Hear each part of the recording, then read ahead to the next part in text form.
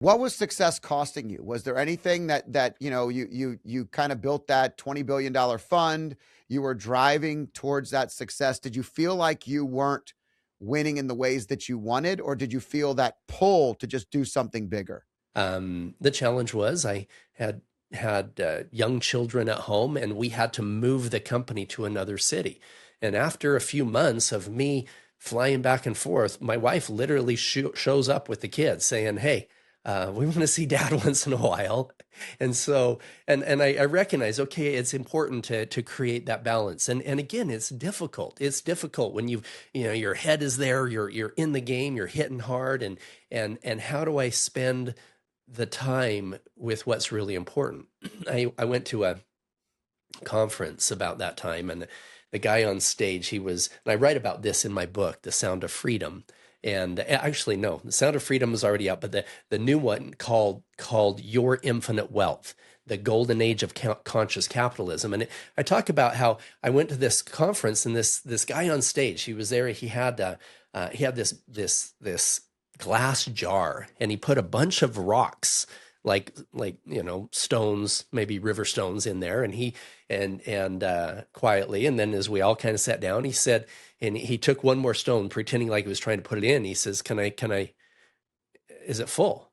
And we're like, oh yeah, it looks pretty full. He goes, and then he takes some gravel and he pours it in, and it fills it up to the top. He goes, now is it full? We're like, yeah, it's probably full now. And then he put some sand in there, and then he put some water in there. And at the very end, he says, what did we learn? And most of us thought, oh, we can always do more. We can always fit more.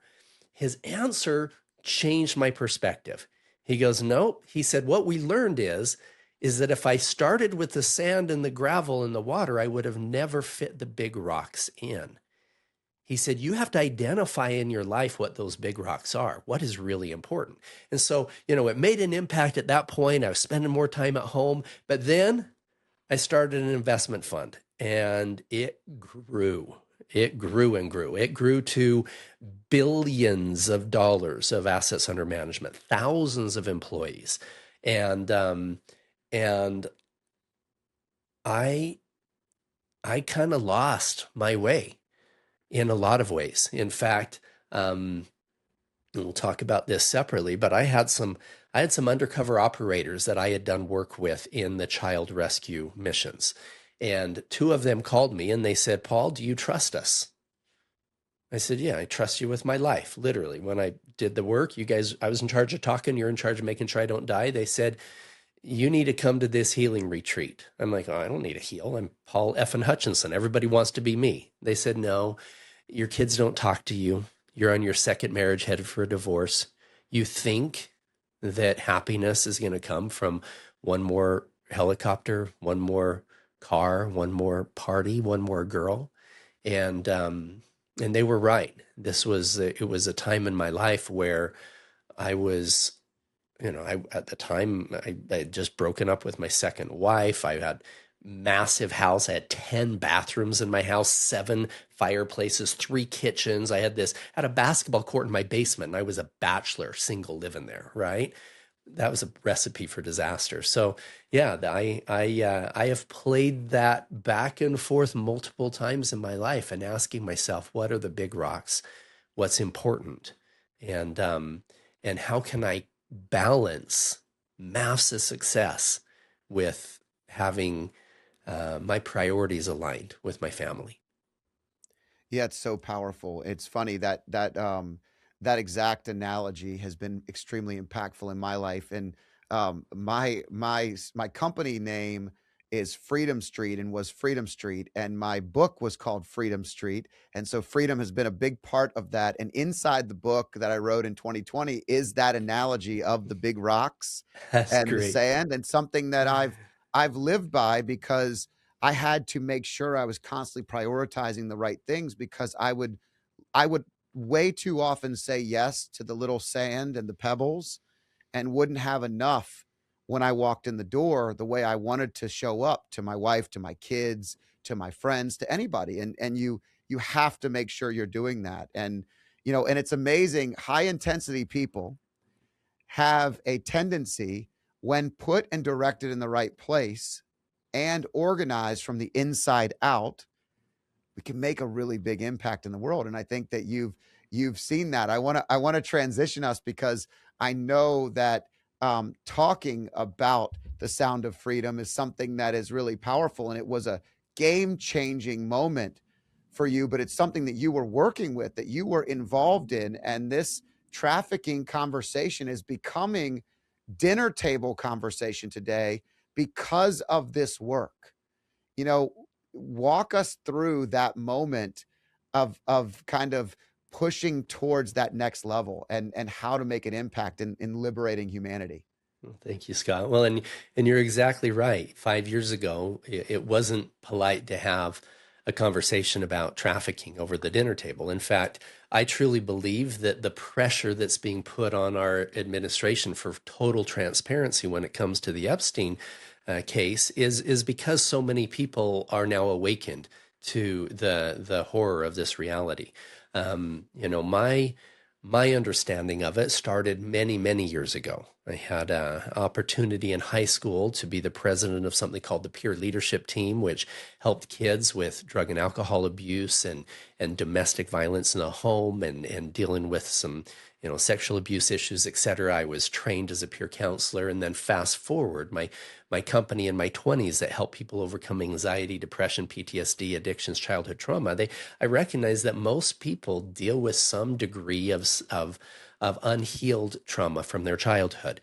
Well, I didn't realize how dark this went, though.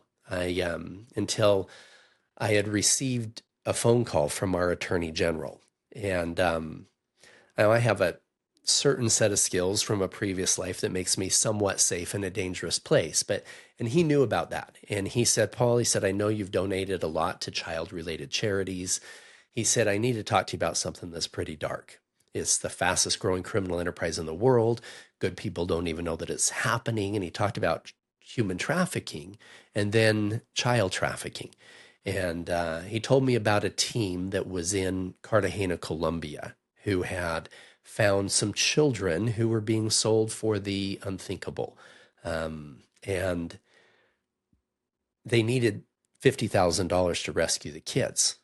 And at the time, I was on a bunch of different board of directors. I was on the Make-A-Wish board of directors. And $10,000 with Make-A-Wish, I could send a little girl to Disneyland with her family, which was important. She's struggling with cancer. But here, 50,000, we could pull 20 children out of hell and get them back to their families.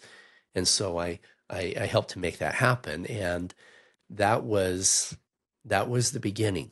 2 weeks later, I got a phone call from one of the operators. He said, Paul, he said, there's not just 20 children here, there's more than 50. We've identified more than 100 children in the surrounding cities. We can rescue them all on the same day, but I need your help. And I said, well, how much do you need? He said, I need you. Can you be in Colombia in 2 days? And he said the head trafficker has a piece of property he wants to develop into a resort that wealthy Americans come down and pay big money to do the unthinkable. And he said, we need to get this guy to call the other traffickers and get them to bring all the kids to the same place. We believe he'll do that if he thinks that the only way that you're going to fund his resort is if he can prove to you that he can fill it by having a party with you and your buddies. So that 2 days later, I was face to face with the most evil people on the planet, and that began my journey of eventually leading over 70 undercover child rescue missions in 15 countries over a period of 10 years. I saw the darkest part of humanity and knew that the only way that we were going to fix this problem is to bring global awareness. And so I was the primary investor and executive producer of a movie called The Sound of Freedom, which now well over 70 million people have seen the film. Hundreds of millions of children are safer because of it. It's so powerful to watch, and it's so disruptive to the way that we think, because it's when you grow up in a world that stuff is not normal, and then you see how normalized it's becoming, or has become, or maybe has always been, but we just didn't know it existed. The fact that the internet and media and all these outlets allow us now to bring attention to things that that may have been happening for generations is so powerful. When you started to go on these missions, did you start to feel like it was never going to be enough? Did you have that moment where, you're like, there's so much that's happening? I always feel like sometimes when you're trying to make a difference and you really get in it, you have a kind of a crescendo moment where you feel like, man, I don't, it doesn't matter what I do, it's just going to keep happening. But I have to make a decision. Do I keep going, or do I stop? And you had to have felt that at some point in time. No, many times. I I found myself every mission wishing that we had a time machine where I could go back 5 or 10 years and take those kids out before they're ever hurt in the first place. Um, but then I realized that going back, if I pulled them out then, it would leave a void, and more children would be sucked back into the deepest recesses of hell to fill a demand. And so I thought, okay, if I did have a time machine, maybe I would, instead of just pulling the kids out, I would sit down with the trafficker or even the perpetrator, go back before they ever cross that line and say, what is going on in your life that makes you think that in any way it's okay to go down that road? Now, here's what I found, Scott, and this is important to really take a look at from a heart space. From I have to ask myself, how would Christ handle this? I want to shoot them all in the head, but if we went back before they ever crossed that line, I recognize that most of those guys, most of the traffickers were trafficked themselves as children. Most of the perpetrators have been abused. Now, that doesn't make their choices okay. Most of my undercover operators were abused as children, and they made a different choice to be protectors. But, and I tell people, don't get me wrong on this. I am not a sympathizer in any way of somebody who hurts a child. I've literally put my life in danger hundreds of times to ensure that innocence is preserved. However, if we're going to fix this, we need to go back and identify where the demand is coming from. People are like, oh, everybody looks at pornography. Yeah, you're right. Like 98% of men in this world have seen pornography, and 80% of Americans have seen it within the last month.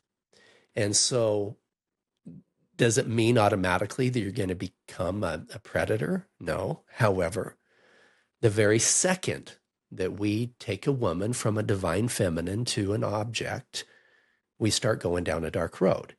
And every one of these perpetrators and every one of the people we arrested it started out with either some heavy sexual trauma, or many times it was an addiction to either drugs or alcohol or pornography that numbed their spirit and slowly led them down a road of darker and darker actions, until at some point they were fantasizing about things they wouldn't have even thought was attractive 5 years ago.